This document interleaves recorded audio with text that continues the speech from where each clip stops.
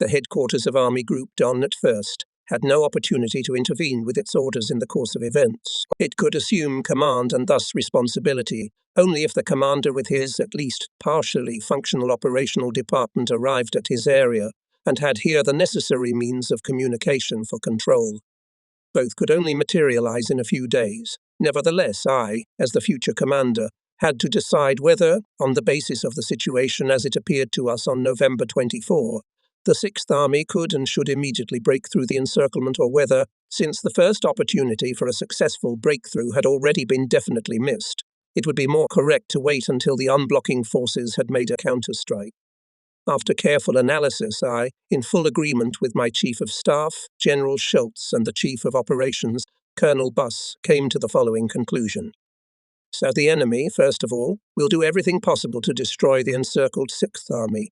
At the same time, it should be borne in mind that the enemy, using the defeat of the Three Romanian army, will try to move their mobile forces in the area of the Great Don Arc in the direction of Rostov.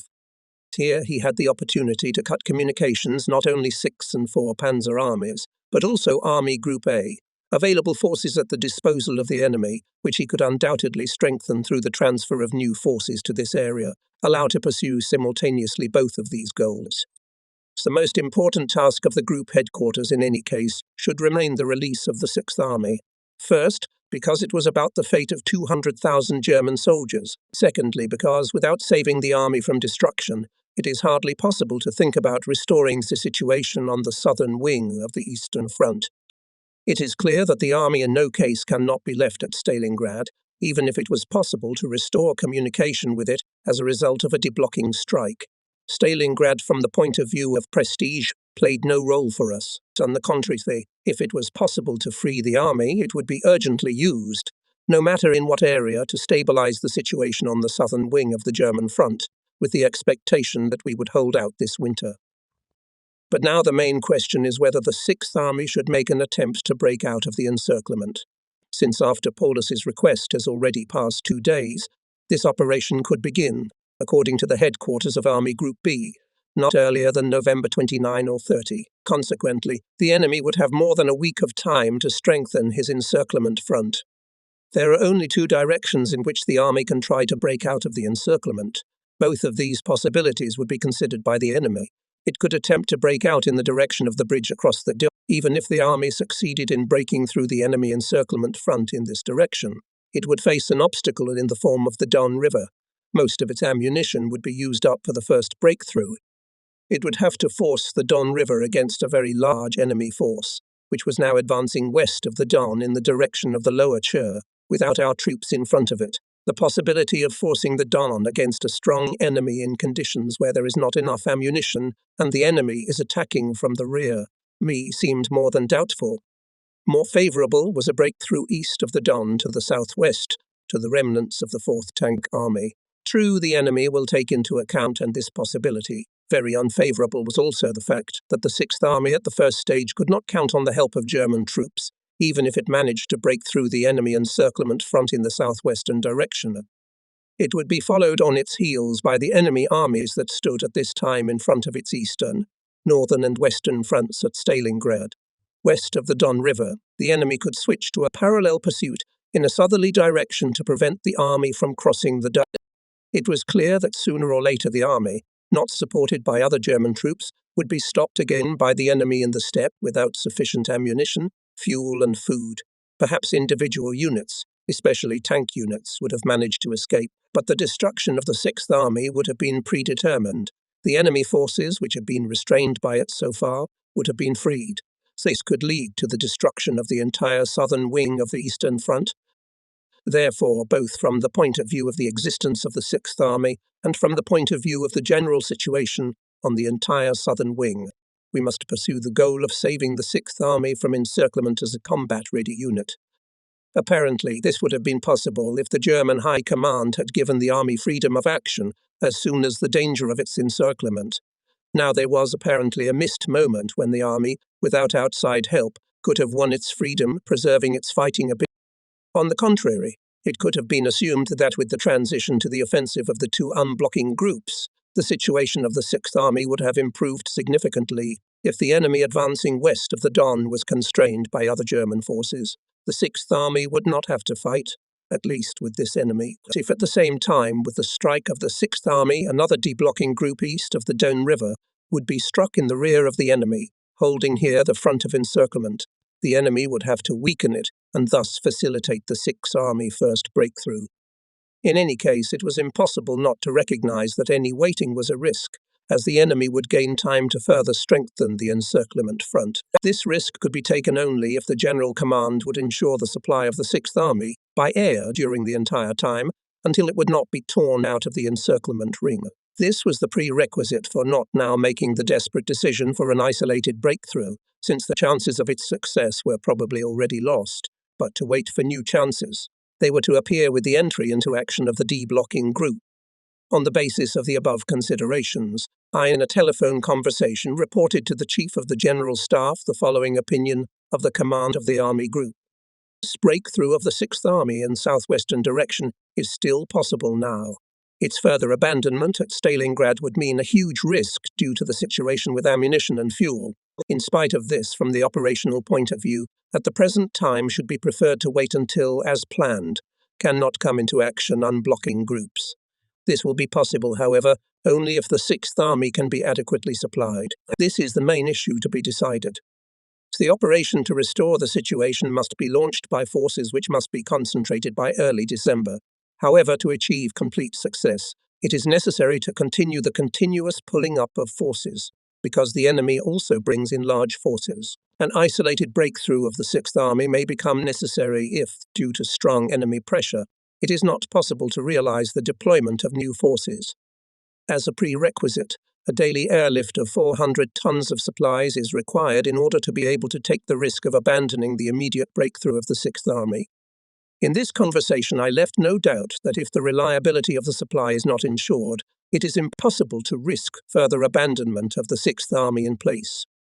When you remember the subsequent tragedy of Stalingrad, Hitler's stubborn desire to hold the city, the refusal of the Army Command to use the last chances, the delays that were allowed in the concentration of the deblocking group of the 4th Panzer Army, so the breakthrough of Soviet troops in the section of the Italian Army, which made it impossible to enter the Army Group Göring to deblock Stalingrad, you come to the conclusion that it would have been more correct to insist on an attempt to immediately break through the Sixth Army.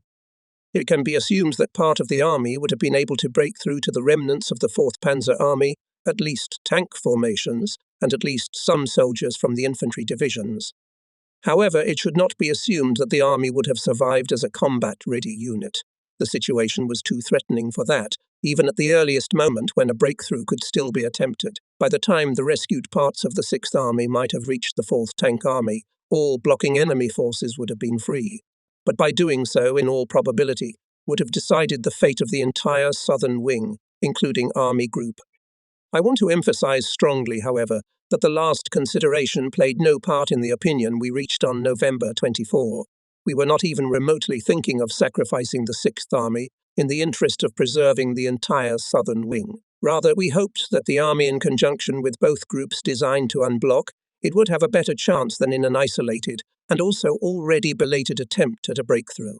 My subordinates and I was guided by the hope to save not only the ruins, but still combat-ready army.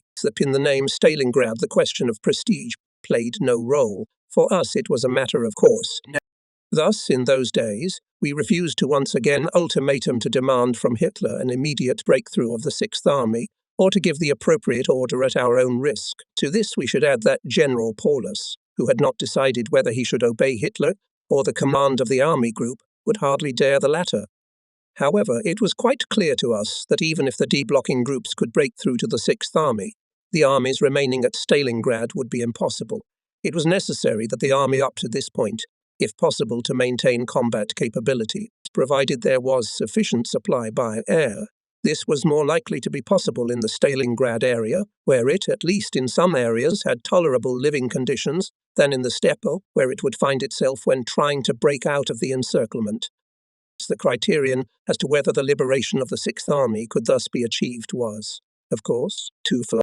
First of all, whether the air forces could keep the Sixth Army alive, and, secondly, whether the General Command could and would be able and willing to give additional forces for deblocking. Both questions were made clear in the OCASE report. Only Hitler, as Commander-in-Chief of the Armed Forces, who had all the forces of the land, army and air fleet in all theatres of war, could judge the available capabilities and decide these questions. If his judgment and decision were favourable, then one could take it upon himself to set aside the desperation-induced decision to make an isolated breakout attempt and leave the Sixth Army at Stalingrad. If, however, Hitler had no intention of timely throwing every last man to the rescue of the Sixth Army, or if he betrayed illusions about the capabilities of the Air Force, contrary to the obvious truth, then such a decision would be irresponsible. This also applied to those who seemed to inspire and reinforce these illusions in him, or did not want to understand that the fate of the Sixth Army is more important than the requirements of all other theatres of war. That Göring, with great levity, promised to ensure adequate supply of the Sixth Army by air, and then did not even try to do everything to achieve at least possible. This soldier could not have foreseen. Of course, we could just as little have foreseen the extent to which Hitler would later prove deaf to all assessments of the actual situation, adhering to his theory of holding at all costs. Who could have guessed that, for the sake of the name Stalin, he would accept the loss of an entire army? On the evening of November 24, we continued our trip from Starobelsk to Novocherkassk. 10 years ago, I had travelled along this same route to Rostov to take part as a guest in the Red Army manoeuvres in the Caucasus. At that time, I had many interesting impressions, but today we had before us a task as to the difficulty of which my assistants and I were under no illusions. Our thoughts returned again and again to our comrades surrounded at Stalingrad. My commissioned officer, Oberleutnant Stahlberg, tried to distract us a little with jokes, good gramophone records, and conversations on other subjects. He arrived at our headquarters after the death of Pipo. My former staff officer Treskov, whose nephew Stahlberg was, recommended him to me. Stahlberg remained my constant companion until the very end of the war. During these years until the very end of the war, he was my faithful assistant in all my personal affairs. So on the morning of November 26, passing through Rostov, I had a conversation with General Goff, chief of the German military mission in Romania, originally intended to be chief of staff of the Antonescu army group. He painted us a really bleak picture regarding the condition of both Romanian armies on the Stalingrad front. He told us bluntly that of the original 22 Romanian divisions, 9 were completely defeated, 9 had fled and were currently incapacitated, 4 were still capable of fighting.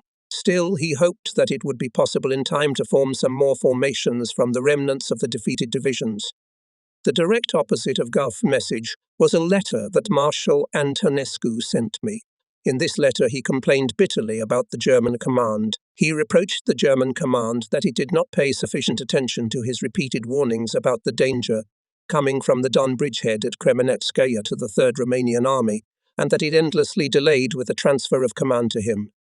At the same time, the Marshal rightly pointed out that Romania and himself had so far participated in the common cause more than any other allies. He voluntarily supplied 22 divisions for the 1942 campaign, and, in contrast to Italy and Hungary, subjected them to German command without reservation, although he was not bound to Germany by any treaty obligations. The letter made clear the just frustration of a soldier who sees his troops killed because of someone else's mistakes. Inwardly, I could not dispute the justice of the Marshal's criticism of the German High Command. I answered him that I will forward his letter to Hitler, as I had not yet taken part in these events, and cannot determine my position in relation to the expressed in the letter criticism directed at Hitler. In any case, Hitler cannot hurt if he read this unvarnished criticism of his most loyal ally. Moreover, the letter also touched on a political question, namely, the relationship of trust between the two allies. Marshal Antonescu mentioned in his letter that his mortal enemy, the leader of the Romanian Iron Guard, with Himmler's help, had escaped from him and was being held in Germany, so to speak, just in case. Iron Guard, a radical political organization, at one time undertook a putsch against the regime of Antonescu. At first it managed to surround the Marshal's residence. In the end he managed to suppress the putsch, but the leader of the Iron Guard fled abroad.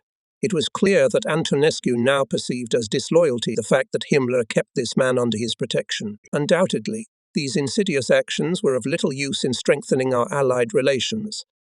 The immediate occasion for Antonescu's letter to me however, was a complaint that German institutions and individual officers and soldiers were guilty of insulting remarks and actions against Romanians. Although such incidents were quite understandable in view of recent events and the failures of many Romanian units, I, of course, immediately took decisive action. Such actions could only hurt the common cause.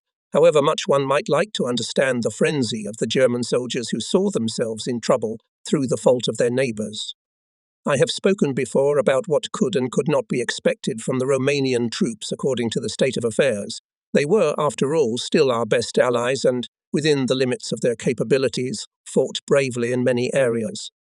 On November 26, we arrived at the cantonment of our headquarters in Novocherkassk.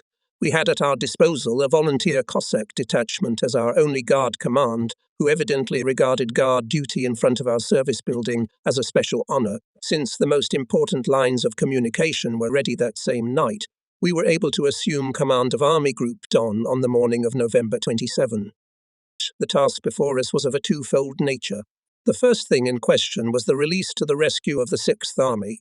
This was the most urgent task, not only from the point of view of humanity. It was, above all, the most essential also from the operational point of view, for it was hardly conceivable that without saving the forces of the 6th Army, the situation on the southern wing of the Eastern Front, and consequently on the East in general, could be restored. Second thing that could not be lost sight of along with this was the now existing danger of the destruction of the entire southern wing of the Eastern Front. Such a result, obviously, would have decided the outcome of the struggle in the East and would have entailed the loss of the war. If the Russians had managed to break through the thinnest, initially consisting mainly of the remnants of the Romanian formations, German wagons and combat groups, which constituted the only guard of the entire operational area between the rear of Army Group and still in our hands the front stretching along the Don, not only the 6th Army would be nothing to hope for. The situation of Army Group then also had to become more than critical. The merit of the commander of the 4th Panzer Army, Colonel General Goth, and appointed Chief of Staff of the 3rd Romanian Army, Colonel General Wenck, was that in general managed in the critical days of late November to close this barrier giant gap, formed between the 6th Army Group, and the Don, which did not give the Russian command the opportunity to immediately use the situation. If the enemy then advanced the mobile army to the lower reaches of the Don and Rostov, for which he undoubtedly had forces, then along with the loss of the 6th Army would have created the possibility of losing also Army Group. And although for the command of the Army Group this danger of destruction of the entire southern wing continued to exist, but it did not stop before throwing all the forces to the last man and the last bullet and shell to unblock the 6th Army. As long as there was even the slightest prospect of success, the Army Group gave for the deblocking everything that was in its capabilities and at its disposal. In doing so, it had to assume the greatest risk, and if despite this, the Army Group could not solve the problem of saving the 6th Army, the reason for this was primarily the huge superiority of the enemy forces and the lack of its own forces. Further difficulties arose as a result of weather conditions, which greatly hindered the use of aviation, especially for the supply of the 6th Army, and because of the transport situation, which did not allow to bring forces quickly enough for the unblocking. Along with this, we first became acquainted with the difficulties that came from the German High Command and were rooted in the personality of Hitler, in his views and character. These have already been outlined in the chapter on Hitler's military leadership. In this struggle to save the 6th Army, they led to the fact that the High Command, despite the danger of counterattacks on other fronts, was not thrown everything to unblock the 6th Army. It was constantly delayed in taking urgently needed decisions, although it was possible to quite foresee the development of events, and Hitler again and again received warnings from the command of the Army Group. I have already mentioned the two tasks that the Army Group had before it when it assumed command. The first of them, the liberation of the 6th Army, for the Army Group was practically over by Christmas 1942. By this time it was clear that the attempted unblocking by the 4th Panzer Army could no longer achieve its goal of re-establishing communication with the encircled army. While Hitler was still holding on to Stalingrad, the command of the 6th Army, contrary to the instructions given to it by the Army Group, in the decisive hours itself gave up the last, perhaps still available chances. Practically, this was finally decided the fate of the army. Hitler's idea that it would be possible with the help of the SS Panzer Corps, which was to be concentrated during January in the Kharkov area, To unblock the army later from the beginning was an illusion. What happened in the cauldron at Stalingrad after the 4th Panzer Army's offensive to unblock had stalled was in fact the agony of the 6th Army to take responsibility, making an attempt to reduce the losses and suffering of the army to shorten this agony with the offer of surrender. Army Group could only at the last stage of this struggle, taking into account the other side of the task facing it, to prevent the destruction of the entire southern wing of the Eastern Front. The battles fought to relieve the 6th Army stood, of course, in close connection with the development of the situation on the entire German southern flank, and if the latter will be in a later chapter will be considered separately, then only in order to be able to see more clearly the realization of operational plans. When I took command, the group was in a position generally unchanged from November 24. Obviously, the enemy used his main forces primarily on the perimeter of the ring surrounding the 6th Army, of the approximately 143 formations known to be in the area of operations of the Army Group. At least over 60 from the beginning were used to encircle the army. On November 28, the Army's southern front came under heavy attack, but this attack was repulsed. On the remaining parts of the front of the Army at the end of November, there were only battles of local importance, in which its defence front was strengthened. But in any case, it was clear that the attempted breakthrough made in these days would have encountered a strong enemy defence.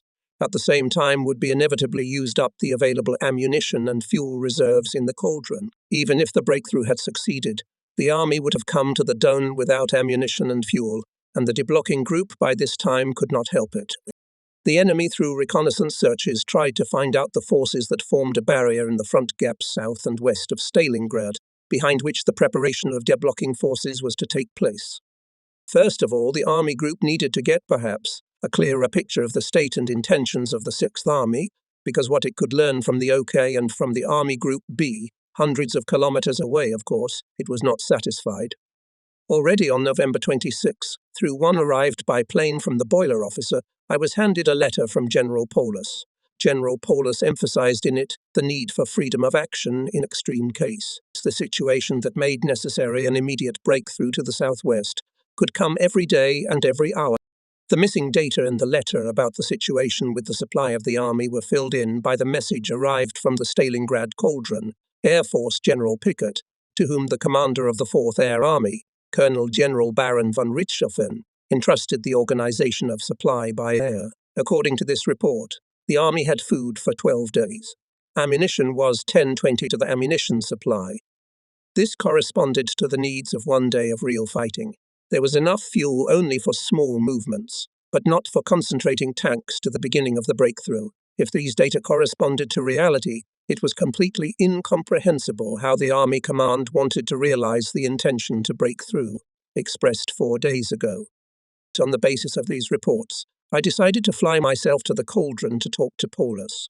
However, as a result of persistent persuasions of my Chief of Staff and Chief of Operations, I finally refused to do so. In such a state of weather, it was quite possible that I would have had to stay in the boiler for 2 days, and perhaps even more.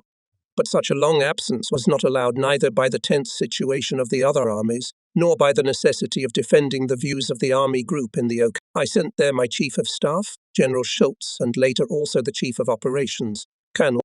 Schultz's primary task was, in addition to obtaining a personal impression of the situation and condition of the 6th Army and its commanders, to inform me of what could be envisaged for the unblocking of the 6th Army. By this means I was to be enabled to determine the prospects of this operation and the moment of its intended commencement. It was very important to harmonize Paulus's views on the requirements of the situation with our views, because in the absence of telephone or reliable written communication, the influence of the Army Group on the decisions of the Army Command could only be very tentative, especially since the Army, in addition, through the liaison officer of the OK, was all the time under the influence of Hitler's thoughts and orders. Paulus's letter revealed a deep and understandable depression, which was a consequence of the situation, for the emergence of which was responsible not the commander of the army, but the general command. It seemed to me that the insistence on freedom of action for the last resort, expressed in it, meant that General Paulus was thinking of a breakthrough in case the situation in the cauldron became unbearable as a result of the fact that the enemy would push our troops there, or even break through one or more sections of the army's front. and from the tactical point of view the situation would be threatening, or in view of the fact that the army's forces would be running out. But in both cases, in my opinion, the attempted breakthrough could only end in disaster. In the current situation, the problem had to be solved in two stages. In first, to create a rigid defense to preserve the army, and then to undertake a breakthrough, not waiting for the situation to become desperate, but choosing the moment when the army will still have the strength for such action and will be possible to interact with the forces carrying out a deblocking operation undertaken from the outside. This opinion General Schultz was to convey to General Paulus. The general impression created by General Schultz after the flight into the cauldron and later confirmed by Colonel Buss was as follows. The Sixth Army does not regard its position and the possibility of resistance in the boiler as unfavourable if there will be a sufficient supply by air. In this connection, I have a question whether it can be considered that the supply of the Sixth Army by air is feasible at all. In its report to the OK sent on November 24 from Starobelsk, the Army Group Command clearly indicated the crucial importance of this question. Only if such a possibility was guaranteed could the Army's breakthrough be delayed until its chances of breakthrough were improved by the introduction of deblocking groups. When asked about such a possibility, Hitler had practically already answered yes, when he had rejected General Paulus's proposal the day before to attempt to break out of the encirclement. In doing so, he relied on Göring's corresponding promises to secure the supply of the Sixth Army.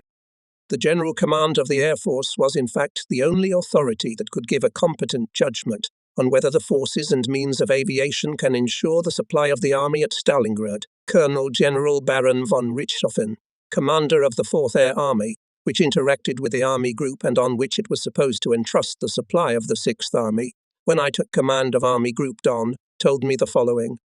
In his opinion, sufficient supply by air in the current weather cannot be provided. He also thinks that even after the weather improves, such a supply cannot be maintained for a long time, about which he reported to Göring. True, he cannot judge what forces and means can still use Göring in this situation. Army Group Command immediately reported to the OK this view of the commander of the 4th Air Army. This message, as well as the daily reports that supply by air was not even approximately reaching the necessary size, were answered with constant reference to newly arriving transport squadrons. Aircraft crews worked selflessly to accomplish their tasks. Aviation lost at Stalingrad 488 airplanes and about 1,000 people from their crews. Despite this, it was still not possible to deliver to the 6th Army at least approximately what it needed most urgently. So it is clear that the promise given to Hitler by Göring on November 23 was false. Whether it was based on an incorrect assessment of the available opportunities or it was given lightly due to the need to satisfy his ambition or out of a desire to flatter Hitler, this I cannot judge. In any case, the responsibility for this lies with Göring. Of course, Hitler also had to check the veracity of this statement. On the one hand, he knew Göring, and on the other hand, was quite aware of everything that concerned the Air Force, their numbers, etc. On the contrary, neither the Army Group Command nor the commander of the 4th Air Army was in a position to make such a check. There was no reason from the outset to regard the temporary supply of the 6th Army by air as wholly utopian. After all, in the winter of 1940-42, in the cauldron near Demyansk, aviation for a number of months supplied 100,000 men with everything they needed. It is true that now twice as many people were surrounded, but, at least in our opinion, it could only be a question of supply for a few weeks. As soon as the deblocking groups approached the cauldron at Stalingrad, the 6th Army should, in our opinion, in any case to break through. It was out of the question to leave it at Stalingrad for an extended period of time. For the commander of the Air Force, the matter was essentially a matter of sober calculation. The minimum requirement of the 6th Army in supplies of all kinds reached 550 tons daily. The delivery of 550 tons with one aircraft sortie per day required 225 U-52 aircraft. The distance from the air bases, from which the supply was to be made, reached from Morozovsky 180 km, from Tatsinskaya 220 km. But of these only 50 km over the territory occupied by the enemy. If the weather was favourable, it was possible to count on 2 sorties of each machine during the day. Thus, the number of required airplanes on such days was reduced by half. The above data were the first prerequisite for conclusions regarding the possibility of supplying the 6th Army, which had to be made by the commander of the Air Force. However, he had to take into account the following factors. First, winter weather often makes it impossible to use transport squadrons. Mist should be made up for by increased work on days when there is flying weather. Therefore, the number of aircraft should be increased accordingly. True, it was difficult to foresee to what extent the weather would interfere with supplies. But still, the meteorologists of the Air Force should have had a known baseline from the experience of the past winter. Secondly, it should have been taken into account that each time a part of the aircraft would not be ready to start. For this, there are data deduced from experience.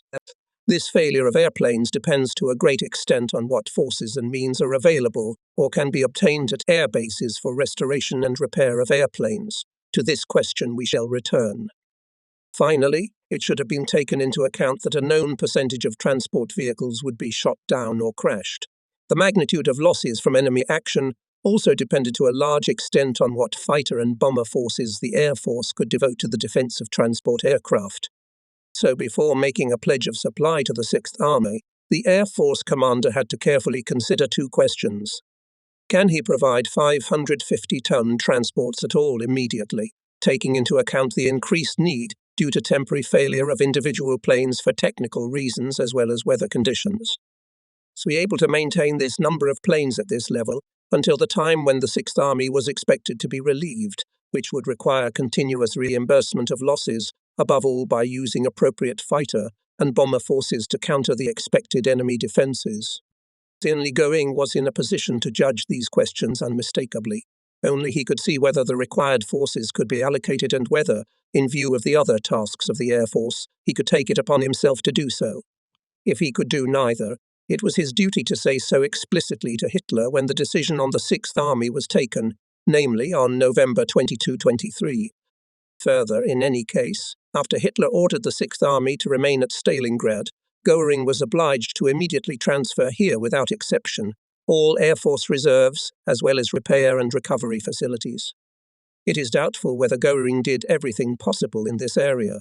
In response to repeated reports of the Army Group on the insufficient supply of the 6th Army, Hitler ordered in early January Field Marshal Milch to take over the leadership of supply by air. Since the latter had at his disposal all the forces and means of the air fleet, located in Germany, he could indeed improve conditions for supply by air. Operationally, however, this was too late, for during this time the aforementioned air bases had been lost, and supply had to be carried out over much farther distances. So the promise made by Göring on November 22-23 was frivolous, but it must also be said that just in the first weeks of encirclement, when everything was decided, Göring did not exhaust all available options, and this is just at a time when the rescue of the 6th Army was still possible. The more controversial and doubtful became the question of supplying the 6th Army, the more important was its early unblocking. According to the OK given to the Army Group at that time, for this purpose it planned to allocate the following forces. 80 act as part of the 4th Tank Army 57T Key of General Kirchner with 6 and 23 TD, as well as 15 Airfield Division. These forces should concentrate in the area of Kotelnikovo until December 3.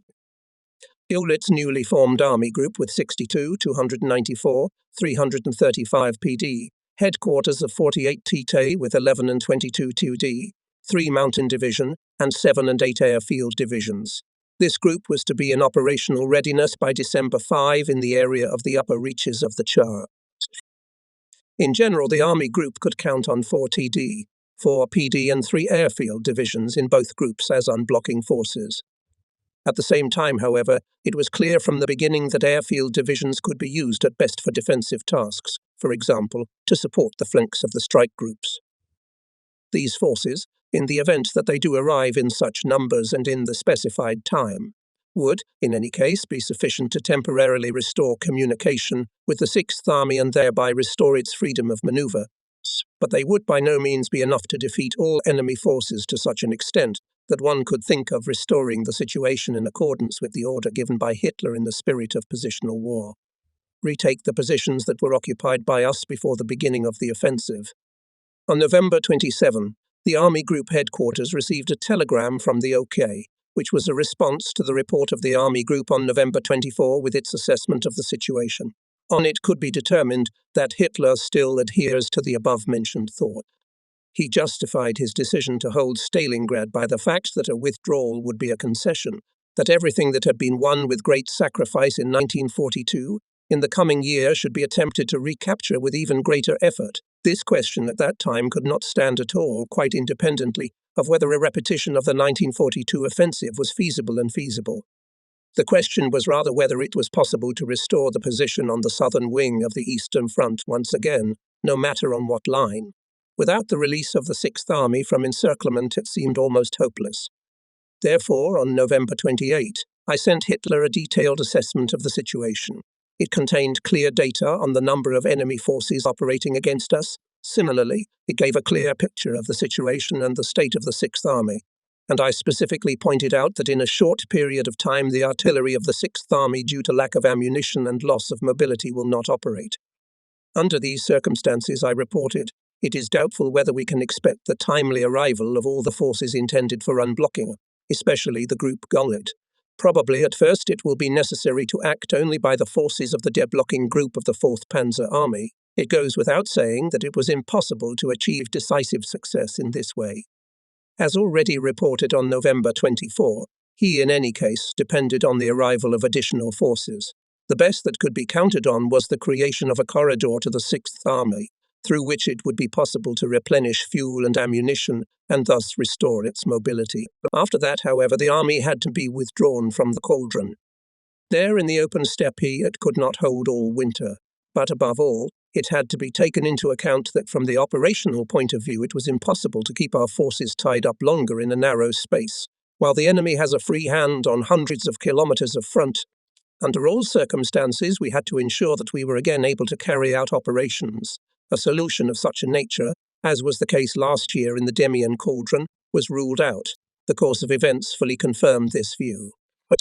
So it continued until December 3, until we received an answer to this basic question of conducting operations, an example of how Hitler liked to delay unpleasant answers.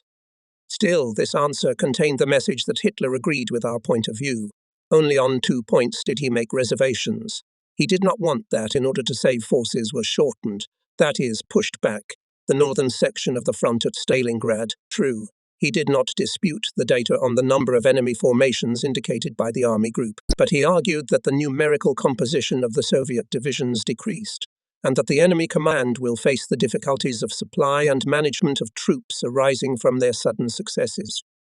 The data on the reduction in the number of enemy divisions probably corresponded to reality, but it was more than counterbalanced by the weakening of our forces in heavy, months-long battles, which was very clearly reported by the army group. It could not have been assumed that already now the Soviet troops met with difficulties of supply.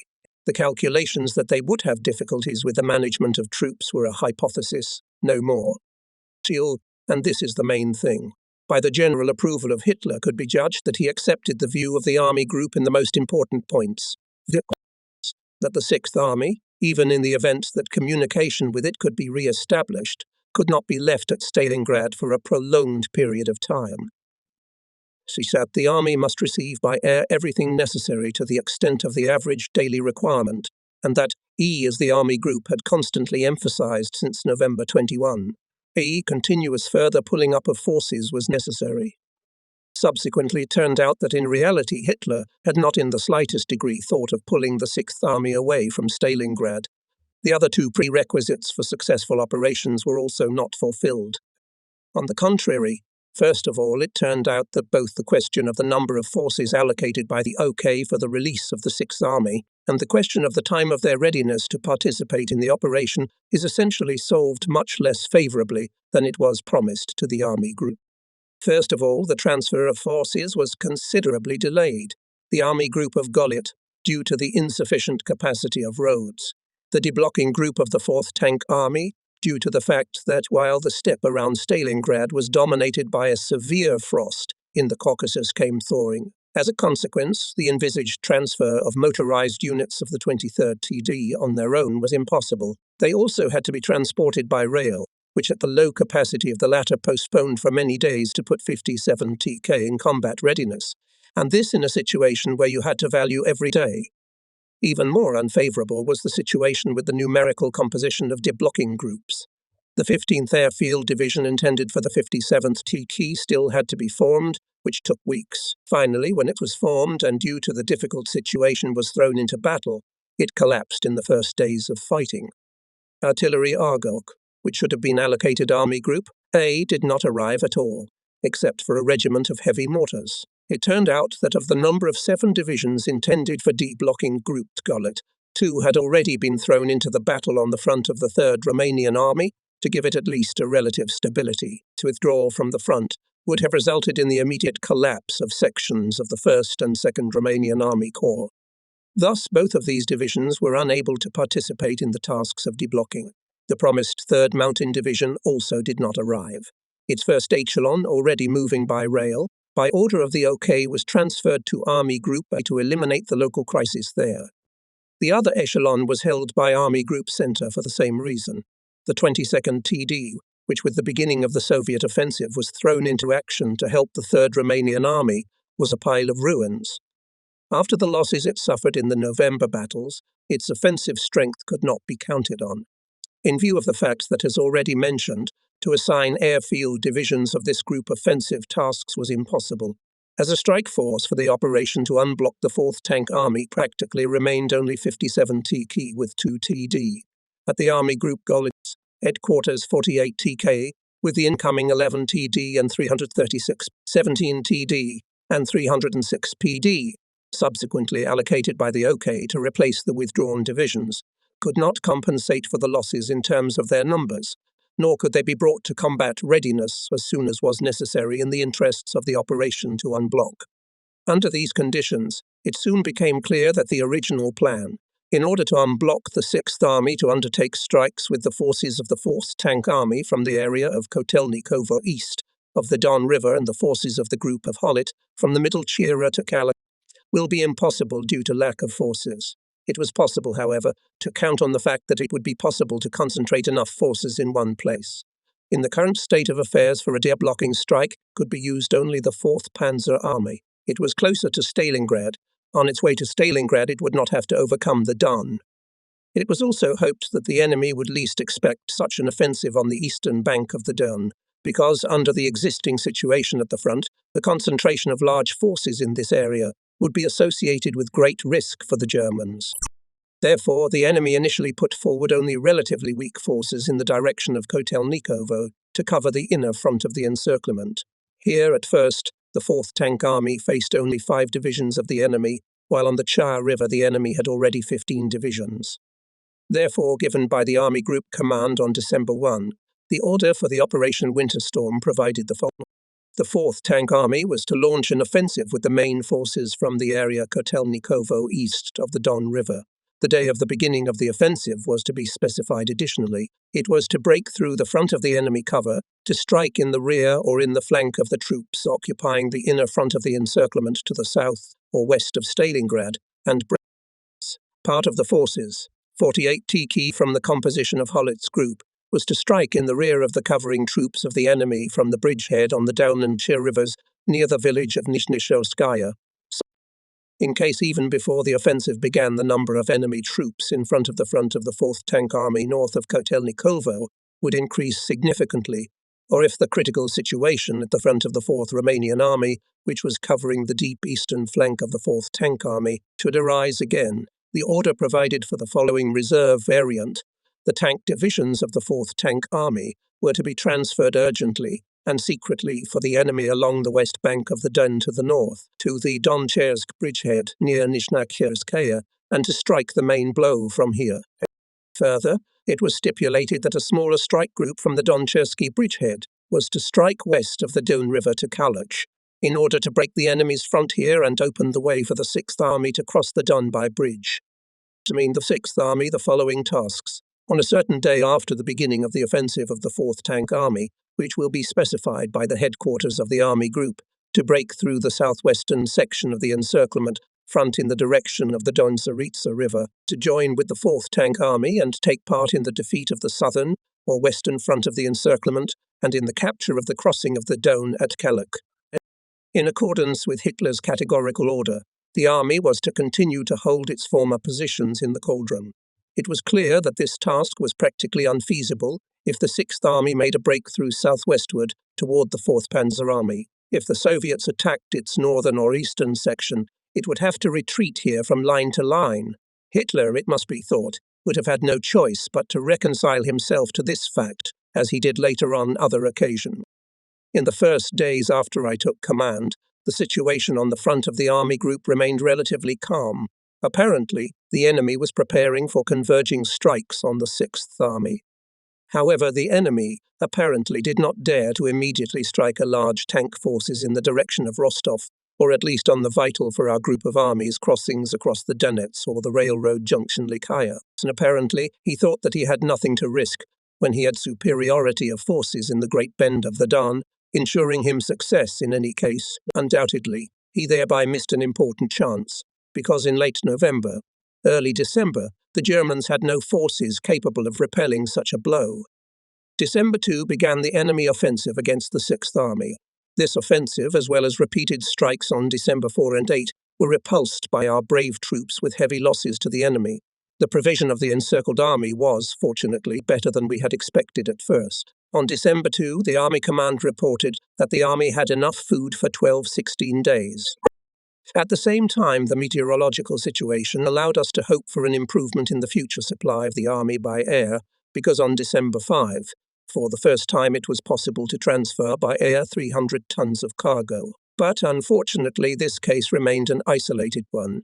Be that as it may, time was running out. It was urgent to break through the ground corridor to the 6th Army and take it out of the cauldron. In this regard, favourable for us was only that the enemy, as mentioned above, did not dare to use the chances that he would have received by cutting the communications of our group of armies at the crossings over the Donets or at Rostov. But otherwise, in those parts of the front from which were to be applied deblocking strikes to relieve the 6th Army, the situation has become much more acute. In the area of action of the 4th Tank Army, for the reasons already mentioned above, delayed the transfer from the Caucasus 57 TK. The date of occupation of the initial position had to be moved from December 3, first to December 8, and then to December 12. It was clear that seeing this, the enemy would not stand idle for so long. December 3, he struck with relatively large forces in the direction of Kotelnikovo, the main point of unloading 57 TK, apparently seeking to clarify the situation. He was repulsed on December 4 by a counterattack of the 6th TD, which was already in combat readiness. Beginning December 8, the accumulation of large enemy forces in front of the northern front of the 4th Tank Army. Here was marked a new army. On the eastern section of the front of the 4th Tank Army, occupied mainly by troops of the 4th Romanian Army, which was subordinate to the 4th Tank Army. The situation, however, continued to remain calm. Calm was also on the section of the 16 MD in the area of Elista. By order of the Army Group Command, this division, to refute the fears of the command of the 4th Romanian Army, a small force undertook in the rear of the enemy troops bold raid to the north parallel to the front line. Thus it was indisputably established that the enemy, opposing the Romanian troops, does not have a large force on the west bank of the Volga. The situation in the area of action of the 3rd Romanian Army and Golits's group became much more threatening. Here, along the lower Chir, starting from its confluence with the Don, in a 70 km wide section of the front occupied, except for a few anti-aircraft units, only combat groups made up of soldiers of the convoy and returning vacationers of the 6th Army. They were later joined by 2 airfield divisions, intended for the Army Group Golit, but due to the lack of any combat experience and trained commanders, the combat effectiveness of these divisions was very limited. The gap, broken by the enemy in November in the strip of the 3rd Romanian Army, between the bend of the river Chir near the farm Bolshoi-Ternovsky, and still held by us front along the Don, was somehow closed by the right flank of the troops of the 3rd Romanian Army, 22 TD, which was badly damaged in the fighting, and the remnants of the defeated Romanian divisions. But in addition, it was necessary to send here an 62 and 294 PD, intended for the group of Hollet, to some extent to strengthen this 120-kilometre front. At the beginning of December, over the Chir front, loomed the threatening clouds of the coming great offensive of the enemy.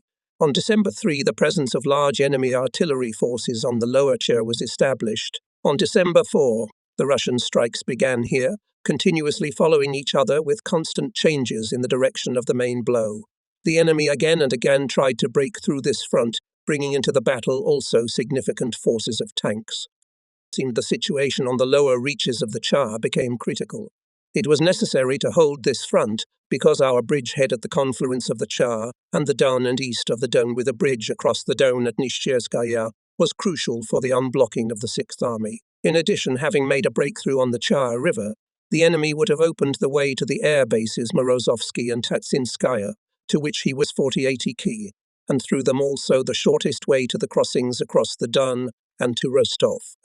Therefore, the Army Group Command could not but give its consent to the fact that the 48th TK with the arrived meanwhile 11 TD and 336 PD was temporarily used to strengthen the front on the lower reaches of the River Chir. This corps here literally played the role of a fire department, every time rushed to where a weak barrier of temporary combat groups threatened to disintegrate under enemy attacks.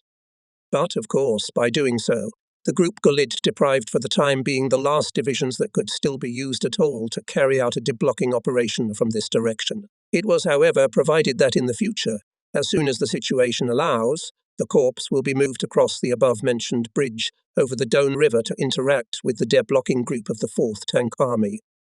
December 9, attacks on the front of the 6th Army, in which the enemy suffered heavy losses, stopped. But apparently he had already begun to release forces to repel the strikes that were undertaken by us in order to unblock the 6th Army. On the Chir front, the pressure from the enemy, on the contrary, continued with the same force, while in front of the northern front of the 4th Tank Army, the enemy attacks after the failure at Kotelnikovo became less intense. Naturally, in this tense situation, I kept in constant communication by telephone with the Chief of the General Staff of the Land Forces. General Zietzler was in full agreement with me in what I reported to him regarding the anticipated development of the operational situation but whether he would be able to convince Hitler in all this, and in addition to achieve a timely decision from him, it was another matter. It was a question of two issues. First, that even in the case of the success of the deblocking Operation 6 Army in no case cannot be left in the Stalingrad area. But Hitler still wanted to continue to hold the city and supply the army held there through a corridor pierced to it, as he had insisted on this with regard to the Demian Cauldron in the winter of the previous year. Army Group Command still stood on the view that such a solution was unacceptable, that it was necessary to regain operational maneuverability, otherwise disaster could ensue. This struggle between the Army Group Command and Hitler continued until the last opportunity to save the 6th Army was lost. The second issue that had to be resolved was the question of strengthening the deblocking forces. When it became clear that of the 7 divisions planned by us to deliver a deblocking strike by the Group Gallet, at best we'll be able to use for this purpose only 2 divisions of the 48th TK, there was an urgent need to strengthen the 4th Panzer Army. No evidence was required to confirm that it will not be able to break through to Stalingrad available in its composition of only 2 divisions. Army Group Headquarters again and again demanded that he was transferred from Army Group a 3 TK with its 2 tank divisions, which in the mountainous terrain undoubtedly were out of place. But this request was constantly rejected because, as stated by the headquarters of Army Group, the release of these 2 divisions was possible only on condition that it would be allowed to pull back its troops from the wedge deep into the Caucasus section of the front. But such an event Hitler did not authorize, also failed to achieve that the 16 MD, covering the city of Elista deep flank of the 1st Panzer Army, was replaced by a regiment of Army Group A. This was done only when it was too late for Stalingrad. The second possibility of timely reinforcement of the 4th Tank Army for its strike on Stalingrad was the transfer of new troops to it on the instructions of the OK. 17 TD and followed by the newly formed 306 PD were already on the way to Army Group Don. In view of the fact that the occupation of the initial position of 57 TK near Kotelnikova was delayed, 17 TD could still arrive in time for the beginning of its offensive on Stalingrad. However, by order of the OK, the division began to unload behind the left flank of the Army Group, where it was to be as a reserve of the OK, not without reason, feared the creation of a critical situation in this area in the event of a major enemy offensive, which could be expected. But it was impossible to achieve both, and the success of the operation of 4-tank army and safety in the event of a crisis on the left flank of the army group, which, if it came, could not cope with, and 17 TD.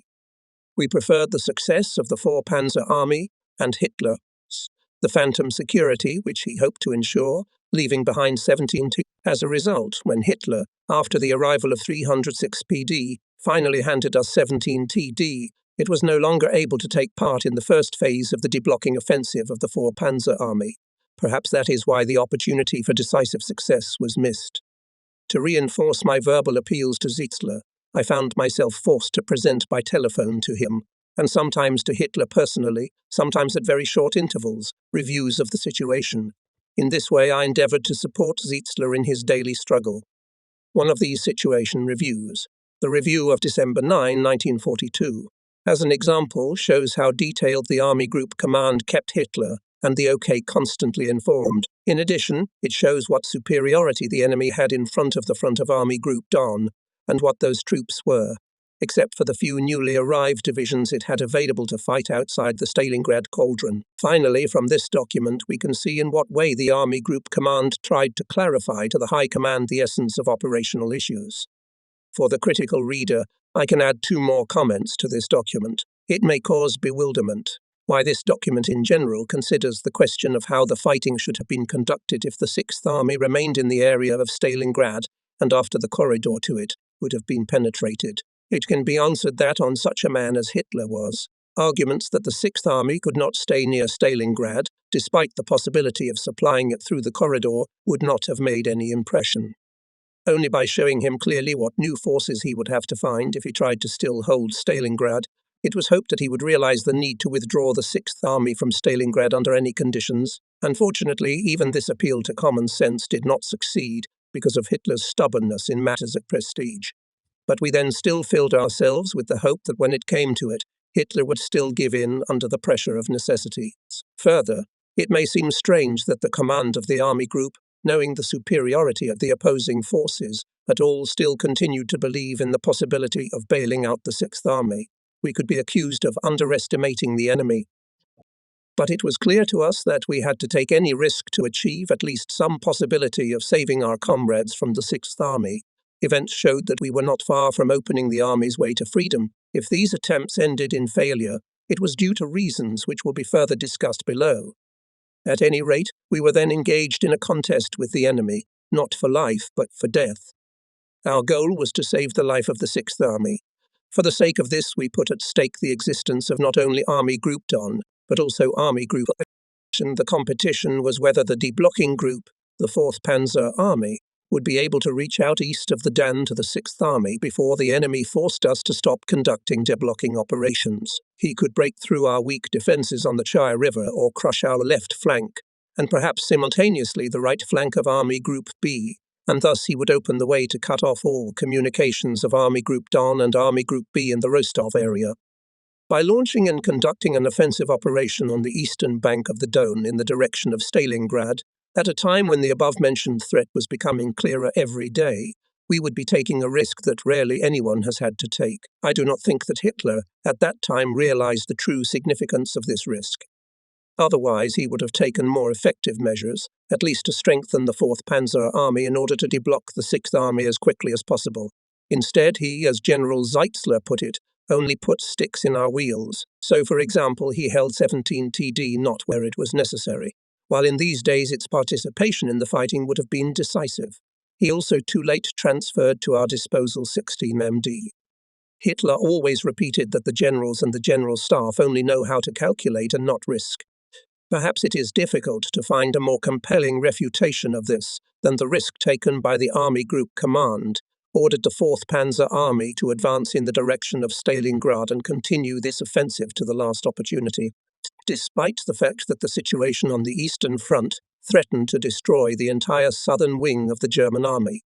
Here we can only outline this competition not for life, but for death, which began on December 12 with the offensive of the 4th Panzer Army, which was to unblock the 6th Army. There is no possibility to outline here the whole course of battles of 57 TK, with their lightning-fast changing situation, when the Corps fought with the enemy, throwing against it all new forces, and above all tanks.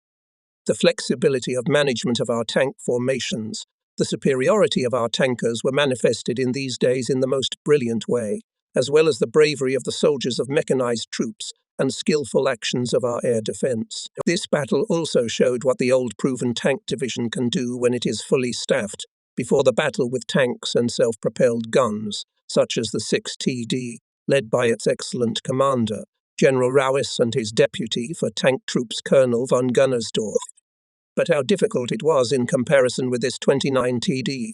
Its commander was 5 times wounded in the First World War, General von Foreman, one of my former colleagues in the operational management of the Okash, which had only a little more than 20 tanks. Let us try to trace, at least, the main moments of the development of this battle, this competition not for life but for death. At a time when the concentration of the 57th TK forces in the area of Kotelnikovo was just coming to an end in order to strike a deblocking blow on the eastern bank of the Don, the enemy on December 10 again attacked our front west of the Don on the lower reaches of the Chir River with large forces. It became clear that it is out of the question to release from this area of 48 TK, so that he attacked in cooperation with 57 TK from the Don-Chir bridgehead. But now the most urgent task is the offensive of 57th TK, having provided itself in heavy fighting with large enemy forces, trying to disrupt its preparation for the offensive. The opportunity to unload and take the initial position in the area of Kotelnikovo and inflicting a serious defeat on these enemy forces. The Corps on December 12 began the offensive at Stalingrad, its flanks cover.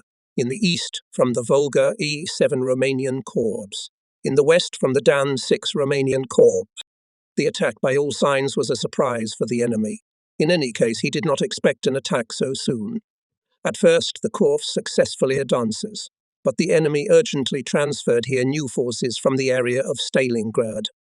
He is not at all limited to defensive actions, but is constantly trying with the help of counterattacks to retake the terrain occupied by our tank divisions or to encircle parts of these divisions with superior tank forces. 57 TK repeatedly manages to break large enemy forces, but by December 17, when the battle east of the Don River can finally enter the 17 TD, the outcome of these battles, which have gone so far with mixed success, has yielding to the constant insistence of the Army Group Command, finally handed him this division, which was in the area of its unloading behind the left flank of the Army Group. But the division first had to make the long march to the bridge over the Don River at Potemkinskaya and cross that bridge before it could take part in the fighting east of the Don River.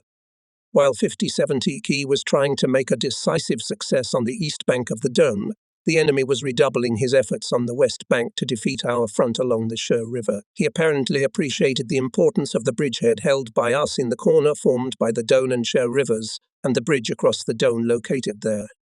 Since December 12, his massive attacks have been directed at this bridgehead and the bridge over the Don. On December 14, we are forced to abandon the bridge, having previously blown it up. On December 15, it becomes clear that we will be able to continue fighting in the area along the lower reaches of the Chir River no longer than a few days. At the same time, a new threat looms in the area of the Big Bend of the Don River. On December 15, we discovered the enemy's apparent preparation for an offensive in front of the left flank of Army Group Don and the right flank of Army Group B. On December 16, here began attacks of the enemy in small forces in some areas. It could not yet be determined whether he only wanted to probe our front before the decisive offensive with the aim of a breakthrough, as he often did, or whether he only wanted to confine our forces to this area to prevent us from transferring forces from this flank to the eastern bank of the Don. However, radio reconnaissance established the presence of a new army of the enemy, which led to the conclusion of the enemy's intention to undertake a deep breakthrough with a far-reaching goal. Army Group Command had no opportunity to conduct decisive fighting on the left flank, when still had to achieve the release of the 6th Army east of the Don River. It is forced to make an attempt to avoid a battle here, in order that the group acting on this flank gullet could allocate the reserves necessary to conduct maneuver defense. The Army Group headquarters demanded to pull it back, occupying a shorter front, and while maintaining an elbow connection with the right flank of Army Group east of the Don River, 57 TK, despite the participation in the Battle of 17 TD, never achieved a decisive success, which would have created the prerequisites for the Corps to move quickly into the area of the Stalingrad cauldron and would have provided an opportunity for the Sixth Army to break out of the encirclement. The case, on the contrary, looked like the Corps would be forced to take up the defence as the enemy threw against 57 TK, all new forces withdrawn from the inner front of the encirclement at Stalingrad. On the lower Chir the fighting continued, although the enemy did not manage to break through our front. But on the left flank of the army group a serious crisis is looming. The enemy launched a major offensive here against the Group Göring and the Italian army, forming the right wing of Army Group B. In the Group Göring, Romanian Corps is unable to withstand the onslaught. It is doubtful whether at least the German divisions will be able to withdraw to the specified boundary, preserving to some extent their fighting ability, after they found themselves abandoned by their allies on the battlefield. Even worse, if the enemy with the first blow will be able to defeat the Italian army, as a result of which the flank of Army Group Don will be denuded. In these days, the Army Group Command demanded that the OK immediately give the order to the Sixth Army to begin a breakthrough from the encirclement to meet the 4th Panzer Army. There is still hope that when fully utilized, the advantage gained through the participation in the battles of 17 TD, 57 TK, will be able to move further towards the cauldron.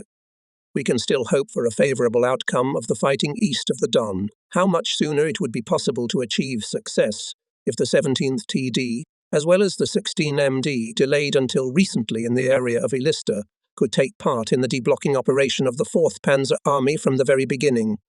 Despite the fact that Hitler was reported that it is urged to make a decision and authorize the 6th Army to begin the breakthrough from the encirclement, he again rejects the proposal, and this happens at a time when the Chief of General Staff is forced to inform us that all the troops going to the front due to the defeat of the Italian army will be transferred to Army Group B. So a question then posed to us in this regard, whether we can, despite this, to hold Stalingrad, once again shows how little the General Command realized the seriousness of the situation, or how it did not want to recognize it. Hitler's refusal to allow the 6th Army to withdraw from Stalingrad could not prevent the Army Group Command from at least preparing everything necessary for what would inevitably certainly would need to be done. On December 18, I sent to the headquarters of the 6th Army the Chief of Intelligence of the headquarters of the Army Group, Major of the General Staff Eisman. He was to present to the Army Command the Army Group Command's considerations regarding the operation to break out of the encirclement, which would undoubtedly have to be undertaken in the near future. The critical situation on the Chersky front, as well as on the left flank of the Army Group, will not allow us to continue for a long time the actions of the 4th Tank Army on the eastern bank of the Don to free the 6th Army. In addition, it is doubtful whether the 4th Tank Army will be able to directly approach the inner front of the encirclement, since the enemy is constantly throwing against it forces removed from this front. But thanks to this at the present time, the 6th Army now has a greater opportunity than ever to break through from the inside of the encirclement front, the necessary condition for the connection of the 4th Panzer Army and the 6th Army is now the transition of the latter to active operations. As soon as the 6th Army would start an offensive to break out of the encirclement in a southwestern direction, the enemy would be deprived of the opportunity to remove troops from the inner front of the encirclement. This would have created for the 4th Tank Army new prerequisites for further advance in the direction of the Stalingrad cauldron. The task assigned to the 6th Army in the order on the Operation Winter Storm of December 1, which was that the army should be ready to advance in a southwestern direction to the Dan-Saritsa River in order to connect with the 4th Tank Army, must now be expanded. It may be necessary for the army to make a breakthrough to a greater depth than is provided for in the plan of Operation Winter Storm, up to the junction with the 4th Tank Army. If the plan for Operation Winter Storm provided that the army, in accordance with Hitler's orders, would hold the Stalingrad area, then in this case it would have to withdraw from the area from line to line as it moved southwest. Major Eisman was further to point out that, in the opinion of the Army Group Command, despite all efforts made, there was no possibility of improving the supply of the 6th Army by air and thus ensuring that it would be able to stay in the Stalingrad area for a long time. The result of Major Eisman's mission to develop a unity of views of the Army Group Command and the 6th Army Command was little consolation. General Paulus was duly impressed by his considerations, although the commander of the 6th Army and emphasized how great the difficulties and risks associated with the plan of action proposed by Army Group Headquarters to the command of the 6th Army. In the negotiations which Major Eisman conducted with the Chief of the Operational Department and the Chief of the Rear of the Army, they also, although emphasizing the difficulties, still stated that in this situation should be as soon as possible to implement the withdrawal of the Army from the encirclement.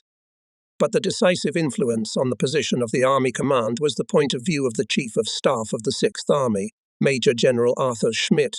He stated that the breakthrough of the Sixth Army is now excluded, as such a decision leads to catastrophe. He said literally, the Sixth Army will be able to hold its position until Easter. You only have to supply it better. Schmidt was apparently of the opinion that the General Command or the Army Group Command was obliged to rescue the Army from the position in which it found itself through no fault of its own, and until then to supply it by air according to its needs. Such a point of view was understandable, and theoretically even justified.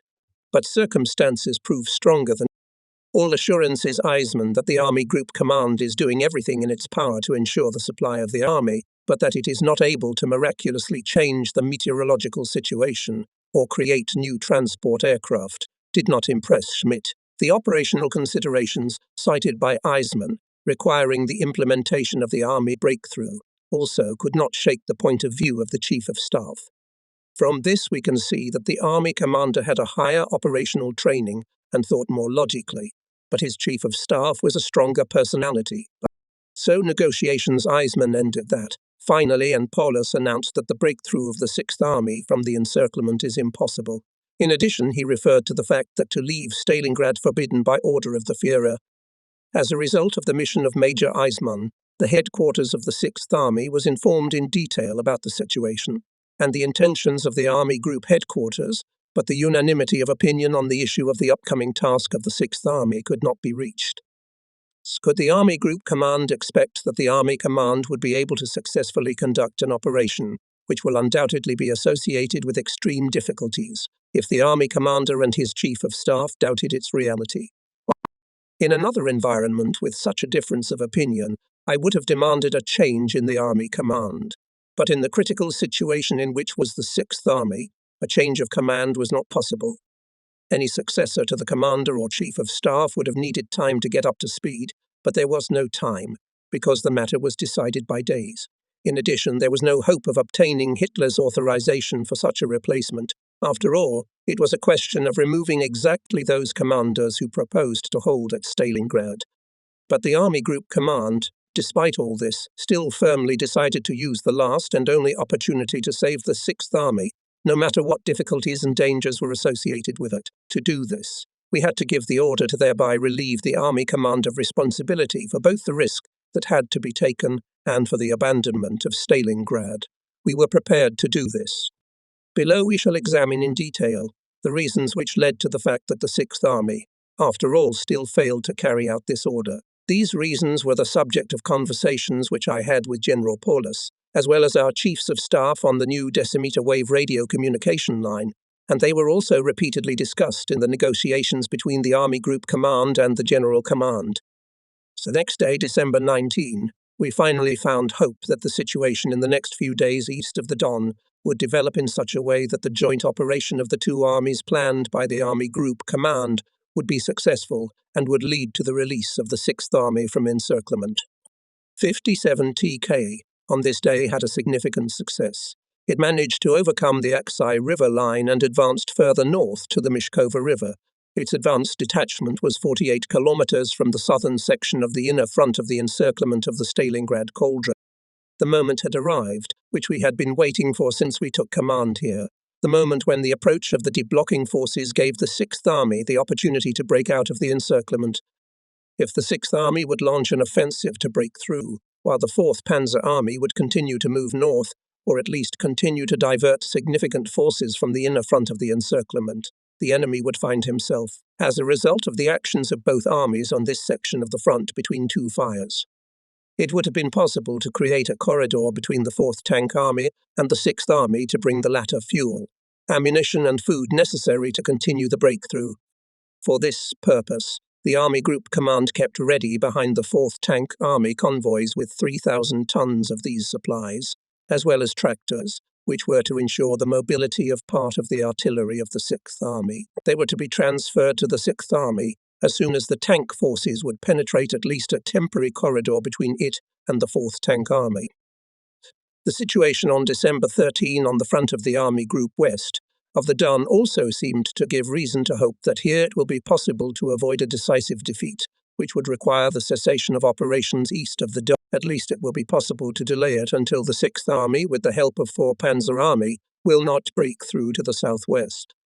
As for Hollett's group, it took the intervention of the Army Group Command to ensure that the withdrawal was carried out. But there was reason to hope that it would be possible to occupy the specified positions to which the group was withdrawing. The threat on the left open flank of Gollett's group, however, remained. This competition, not for life, but for death on both banks of the Don, entered its decisive final. Would the Army Group be able to hold in the Great Bend of the Don for a few more days, while the 6th Army east of the Don would finally use the last opportunity to break through? It can only succeed if not a single hour is lost.